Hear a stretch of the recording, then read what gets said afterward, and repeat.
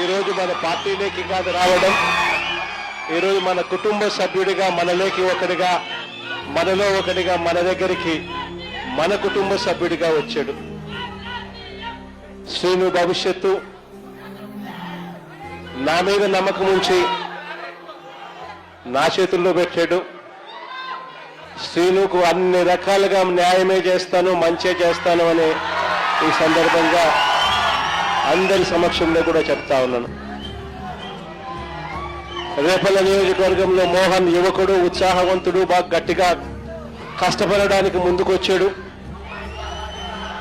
మోహన్కు మీ అందరి మద్దతు ఉండాలి.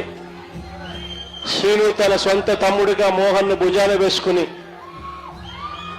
మోహన్ను గెలుపు బాధ్యతలు కూడా శ్రీనునే తన భుజ స్కంధాల మీద వేసుకుని తను గెలిపించే బాధ్యతలు కూడా తీసుకుంటా ఉన్నాడు.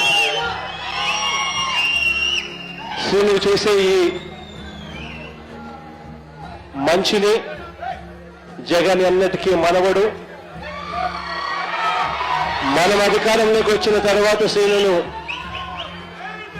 సంతోషపడే విధంగా అదే చట్టసభలో పక్కనే కుర్చీ వేసుకొని మళ్ళీ కూర్చోబెట్టే కార్యక్రమం జగన్ చేస్తాడని కూడా ఈ సందర్భంగా చెప్తా ఉన్నాడు.